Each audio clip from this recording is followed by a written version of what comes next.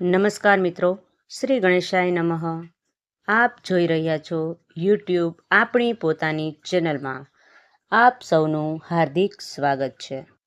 મિત્રો, આજે આ વિડીયોમાં આપણે સાંભળવાના છીએ શિવ મહિમ સ્ત્રોત, જે ભગવાન મહાદેવના પ્રિય ભક્ત એવા પુષ્પદંત દ્વારા કહેવાનો છે.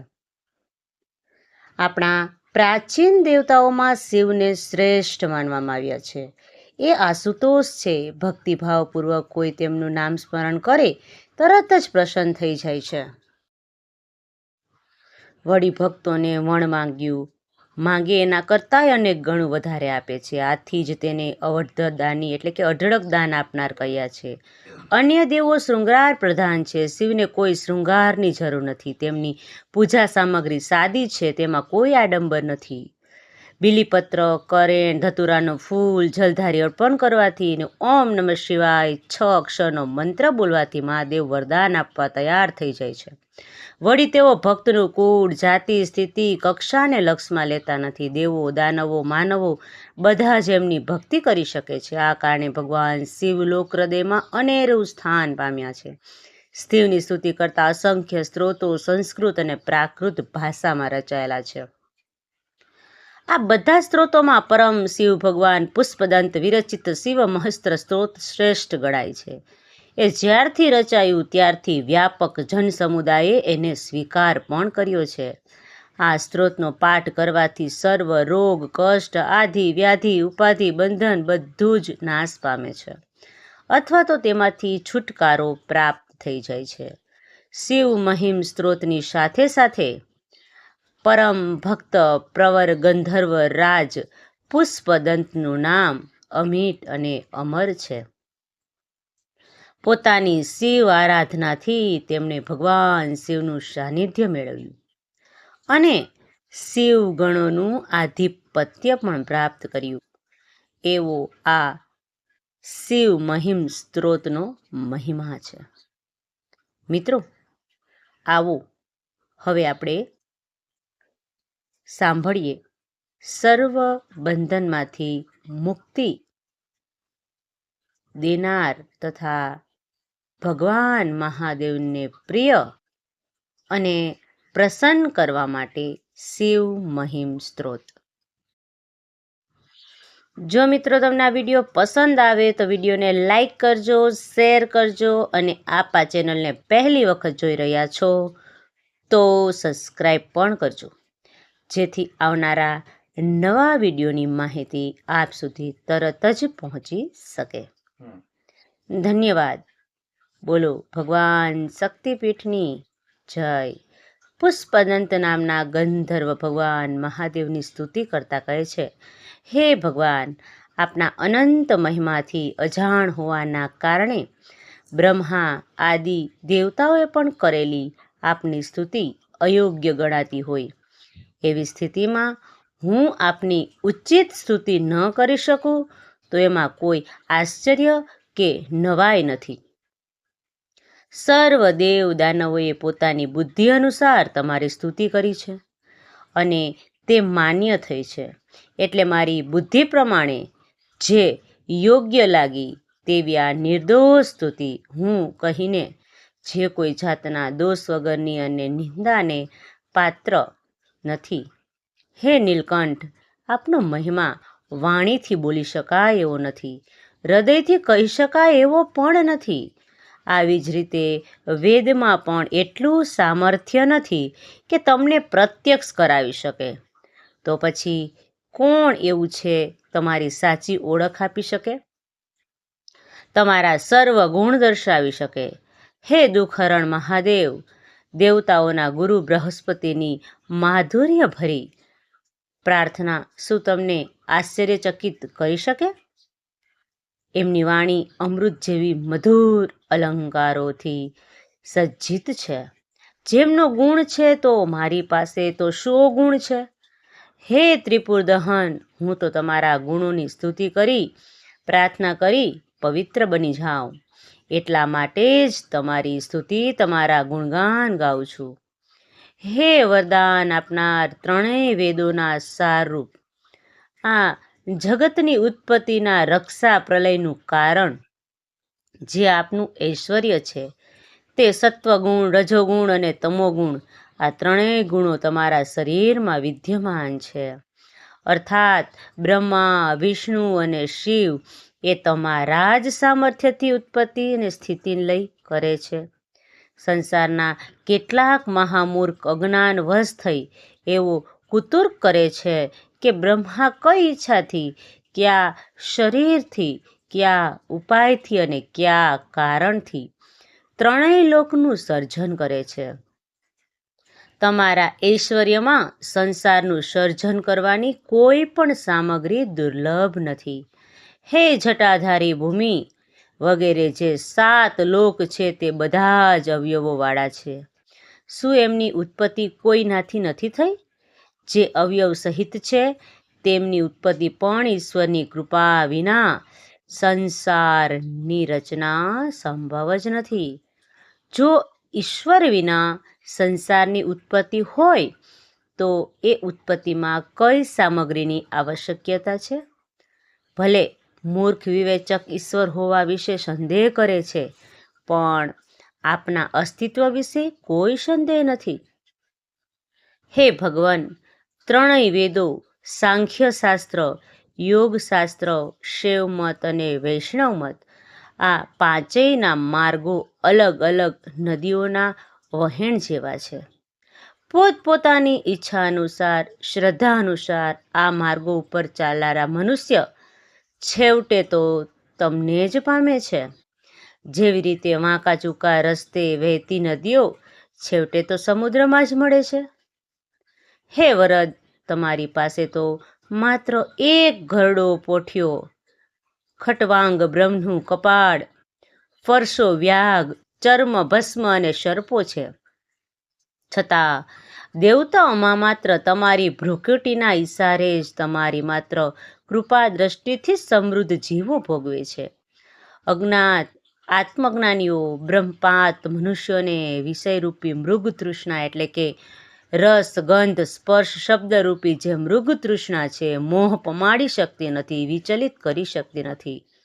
હે ત્રિપુટદંતધારી, કેટલાક બુદ્ધિમાન આ સંસારને સ્થિર અને અસ્થિર બંને માને છે, પરંતુ આ સંસારના સ્થિર અસ્થિર સિદ્ધાંતોથી પરિભ્રમિત થયેલો હું આપની સ્તુતિ કરવામાં કોઈ શરમ અનુભવતો નથી.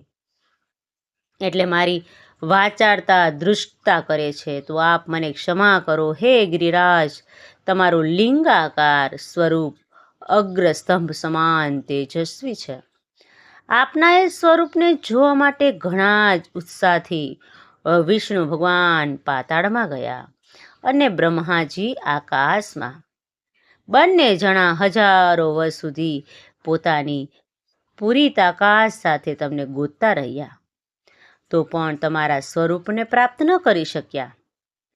છેવટે થાકીને બેસી ગયા અને પછી શ્રદ્ધા અને ભક્તિથી તમારી સ્તુતિ કરવા લાગ્યા. તો તમે સ્વયં પ્રગટ થઈ ગયા.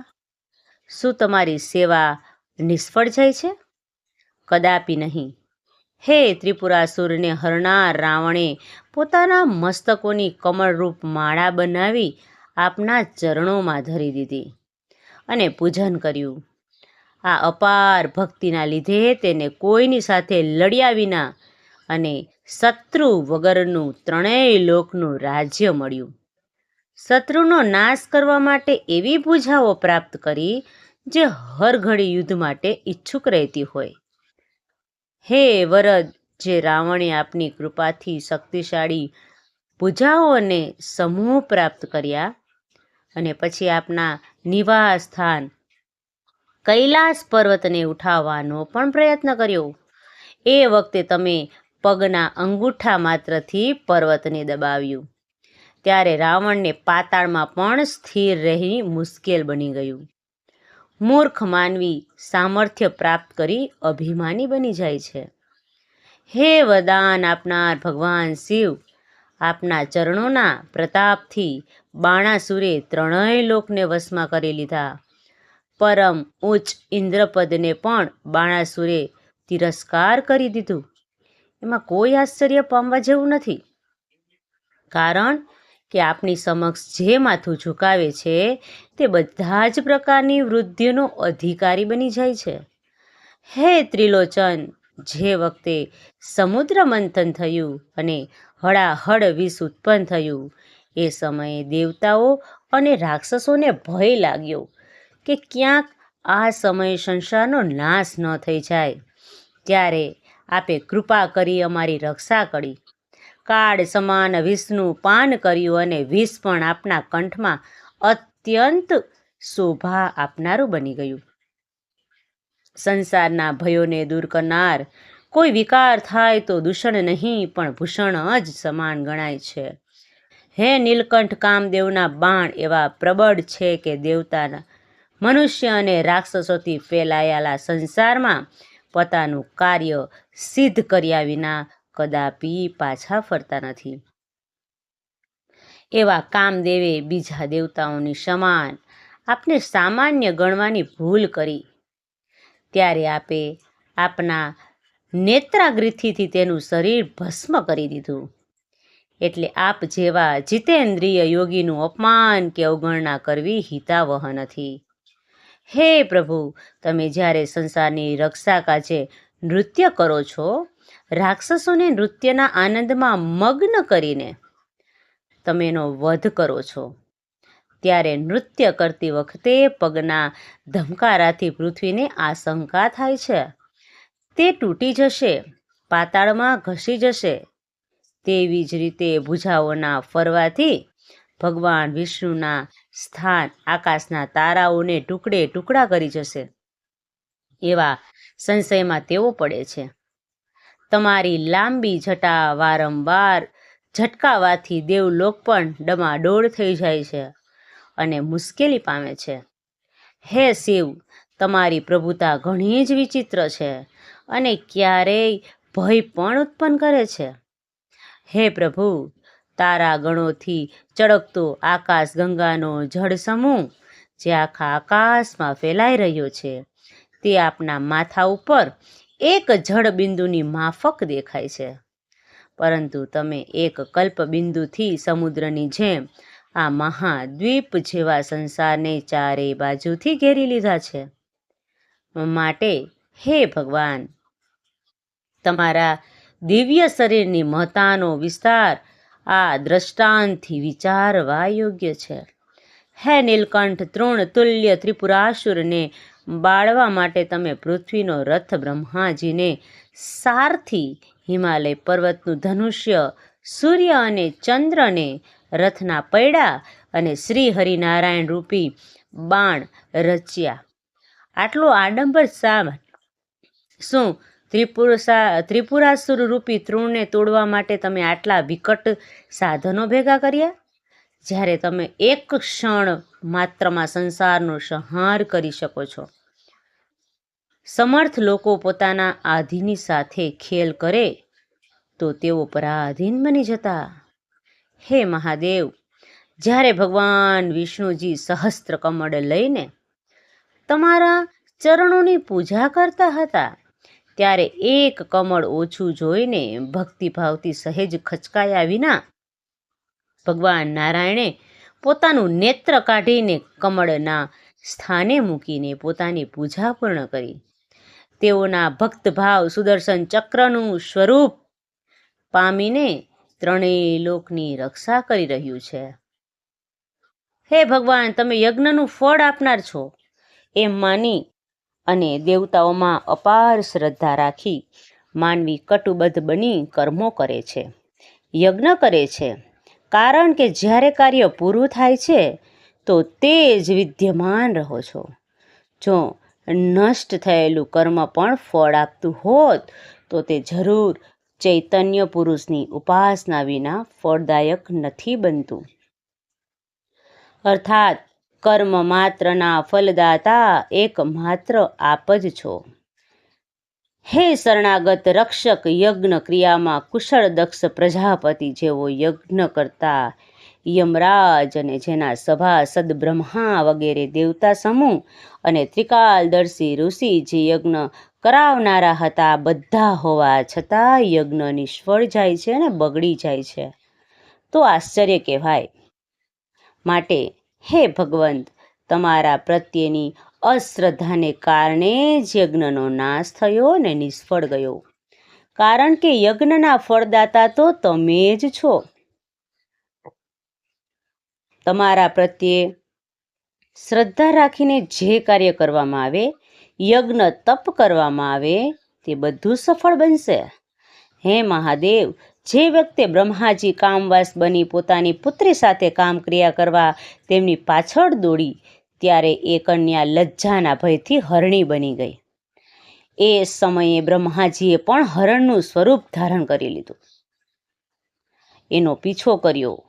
એના સમયે તમે આવી અનીતિ જોઈ હાથમાં ધનુષ્ય લઈ હરણ ઉપર શિકારી બનીને પીછો કર્યો.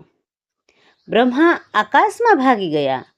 ત્યાં મૃગ શીર્ષ રૂપે નક્ષત્ર બનીને આપનું બાણ આદ્રા નક્ષત્ર રૂપે આજે પણ તેમનો પીછો દોડતું નથી, છોડતું નથી. તમારું ધનુષ્ય બાણ કદીએ અન્યાયીઓને માફ કરતું નથી. હે પ્રભુ, તમે તો ધનુષ્યધારી કામદેવને ક્ષણવારમાં ભસ્મ કરી એમનું અડધું શરીર ફરીથી ઉત્પન્ન કરી પોતાના શરીરમાં ધારણ કર્યું. આ લીલા જોઈને નિજ સ્વરૂપ અભિમાની પાર્વતીજી તમને સ્ત્રી ઉપર મોહિત સમજે છે. કારણ કે તમે કામદેવને ભસ્મ કરી પોતાના અડધા શરીરમાં સ્થાન આપ્યું. પરંતુ હે ઈશ્વર, તમારા ઉપર આ આરોપ લગાવવો યથાર્થમાં તો સત્ય જ નથી. કારણ કે સ્ત્રી અર્ધાંગિની હોય છે. હે મદન દહન સ્મશાનમાં રમતું ભૂત પ્રેતો પિશાચો સાથે રમતો રમી ચિતાની ભસ્મ શરીરે ચોપડવી અને ગળામાં માનવની ખોપરીઓની માળા પહેરવી, આ બધી રીત ભાતો ભલે લોકોને અમંગળ લાગતી હોય, પણ આ બધા પદાર્થો ભલે અમંગળ હોય, પરંતુ હે વરદાનદાતા, તમારું સ્મરણ કરવાવાળા માટે તો તમે હંમેશા મંગલકારી જ છો. હે ભગવાન, યોગીજનો પ્રાણાયામ કરી અને આત્માને હૃદયમાં વચમાં રાખી એનું વર્ણન ન કરી શકાય એવા તત્વને જોઈને અવિસ્મરણીય આનંદ પ્રાપ્ત કરે છે. એનાથી એમનું શરીર રોમાંચિત થઈ જાય છે અને નેત્રો તૃપ્ત થઈને હર્ષ અશ્રુથી છલકાઈ જાય છે. એવું લાગે છે કે જાણે તેઓ અમૃતના તળાવમાં સ્નાન કરી રહ્યા છે. અવર્ણનીય સ્વરૂપ એ આજનું જ છે. હે શિવ, સૂર્ય, ચંદ્ર, પવન, અગ્નિ, જળ, આકાશ, પૃથ્વી અને આત્મા વગેરેના પદાર્થ સ્વરૂપ આપ છો. તમને જાણનારા તમારા વિશે ઘણું વર્ણન કરે છે, પરંતુ આગળ એમની બુદ્ધિ ચાલતી નથી. અર્થાત સંસારમાં એવો કોઈ પદાર્થ નથી દેખાતો કે જેમાં તમે વ્યાપેલા ન હો. આપ તો સર્વ વ્યાપક છો. હે શરણ આપનાર પ્રભુ, તમે બધામાં વ્યાપક બની અર્થાત ઓમકારથી ઋગ્વેદ, યજુર્વેદ, સામવેદ અને ત્રણેય વેદોને જાગૃત, સ્વપ્ન અને સુષુપ્તિ ત્રણેય અવસ્થા, સ્વર્ગ, મૃત્યુ, પાતાળ ત્રણેય લોક, બ્રહ્મા, વિષ્ણુ, રુદ્રુ ત્રણેય દેવતા ને ધારણ કરી એમનું ચોથું પવિત્ર ધામ છો, જેને તુર્ય કહેવામાં આવે છે. એ ચૈતન્ય સ્વરૂપનું પણ સ્મરણ કરું છું. હે ભગવાન, સમસ્ત રૂપમાં વ્યાપક એવા આપની હું સ્તુતિ કર્યા કરું છું. હે દેવાધિદેવ ભવ, સર્વ, રુદ્ર, પશુપતિ, ઉગ્ર બ્રહ્માદેવ, ભીમ અને ઈશાન આવા 8 વિશિષ્ટ સ્વરૂપોને બધા નમસ્કાર કરે છે. એવા પરમ પ્રિય જ્યોતિરૂપ આપને હું મન વાણીથી સાષ્ટાંગ પ્રણામ કરું છું. હે કામદેવ નાશક, તમે સમીપ રહેનારા પણ છો અને દૂર રહેવાવાળા પણ છો. સૂક્ષ્મમાં સૂક્ષ્મ અને વિરાટમાં વિરાટ સ્વરૂપ ધારણ કરનારા પણ છો. બધી રીતે શિવજી તમને નમસ્કાર છે. પ્રાચીનથી પણ પ્રાચીનતર, નવીનથી પણ નવીનતર, સર્વાત્મા, પ્રત્યક્ષ, અપરોક્ષ તથા મન અને વાણીથી હે જગતના તાત, આપને મારા નમસ્કાર છે. સંસારની ઉત્પત્તિ સમયે તમે તમારા રજોગુણ સહિત જે ભવરૂપ, જે બ્રહ્માજીનું રૂપ છે તે ધારણ કર્યું. સૃષ્ટિનું પાલન કરવા માટે સત્વગુણ સહિત સત્યરૂપ એટલે કે ભગવાન નારાયણનું રૂપ ધારણ કર્યું. અને પ્રલયના સમયે તમોગુણ સહિત રુદ્ર રૂપ ધારણ કર્યું. મોક્ષ વખતે ત્રણેય ગુણોથી રહિત અર્થાત નિર્ગુણ શિવ શાંત રૂપ ધારણ કર્યું. હે ભગવાન, તમારા સ્વયં પ્રકાશ એવા અનેક શિવ સ્વરૂપોને મારા નમસ્કાર છે. હે વરદાન આપનાર, તમારા મહિમાનો તો કોઈ અંત જ નથી. મારું ચિત્ત રાગ, દ્વેષ અને ક્લેશ વગેરેના વશમાં થઈ પરિણામે દુર્બળ બને છે. આવી જ રીતે જ્યારે હું ગુણોના વર્ણનથી ભયભીત બન્યો ત્યારે મારી ભક્તિએ ઉત્સાહિત કરીને વાણીરૂપ ફૂલોની માળા તમારા ચરણમાં પહેરાવી દીધી. અર્થાત મારી વાણીમાં એટલું સામર્થ્ય ક્યાં છે કે આપના ગુણોની હું પ્રશંસા કરું, વર્ણન કરું? મારી ભક્તિએ આ થોડું વર્ણન કરાવ્યું છે. હે પ્રભુ, જો દેવી સરસ્વતી પોતે નીલ પર્વત જેટલી શાહી સમુદ્રરૂપી પાત્રમાં નાખી કલ્પવૃક્ષરૂપી કમલથી તમારા ગુણોને લખે તો પણ તમારા ગુણોનો તો પાર જ નહીં આવે, કારણ કે તમારા ગુણો તો અનંત છે. પછી અમારામાં એટલું સામર્થ્ય ક્યાં છે જે આપના ગુણોનું વર્ણન કરી શકે?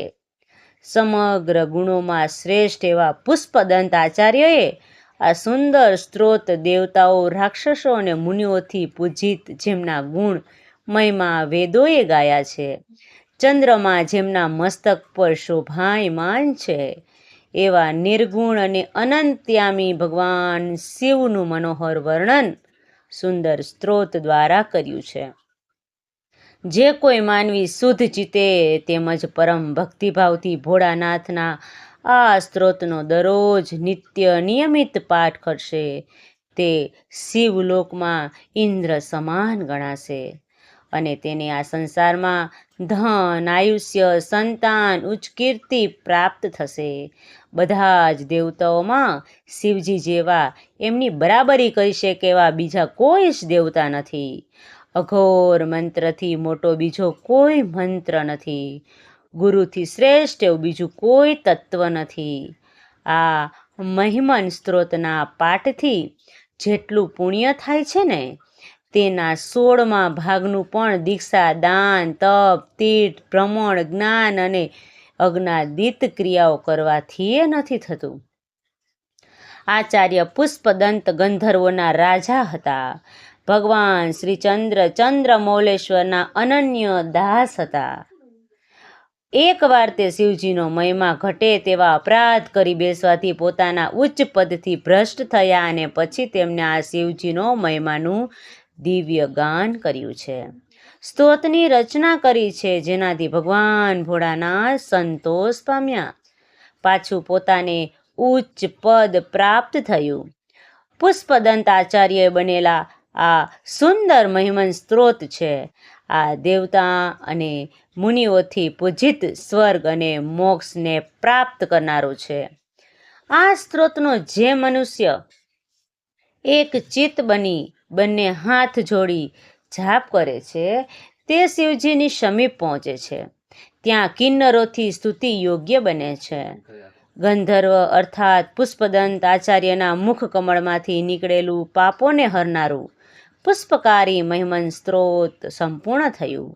આ સ્ત્રોતરૂપી પૂજા શ્રી મહાદેવના ચરણકમર ઉપર પુષ્પદંત આચાર્યએ ચડાવ્યું છે. આ સ્ત્રોતથી શાંભ સદાશિવ ભગવાન શંકર મારી ઉપર પ્રસન્ન બને. જે મનુષ્ય આ મહિમન સ્ત્રોતનો દરરોજ પાઠ કરે છે, 1 વાર પાઠ કરે, 2 વાર પાઠ કરે અથવા તો 3 વાર કરે, સંસારના પાપોમાંથી તે મુક્ત બની જાય છે અને તે શિવલોકને પણ પ્રાપ્ત કરે છે. શ્રી પુષ્પદંત વિરચિત શિવ મહસ્ત્રોત સંપૂર્ણમ. બોલો ભગવાન શ્રી શક્તિપીઠની જય.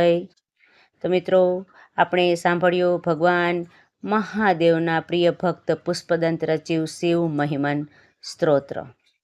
મને આશા છે કે આપના વિડીયો જરૂર પસંદ આવ્યો હશે. વિડીયો જોવા બદલ તમારો ખૂબ ખૂબ આભાર. ભગવાન શંકરના જો તમે આશીર્વાદ મેળવવા માગતા હોય તો કોમેન્ટ બોક્સમાં હર હર મહાદેવ જરૂરથી લખજો, જેથી કરીને તમારા અને તમારા પરિવાર ઉપર મહાદેવની કૃપા બની રહે. હવે મળીશું નવા વિડીયો સાથે. ત્યાં સુધી બધાને હર હર મહાદેવ.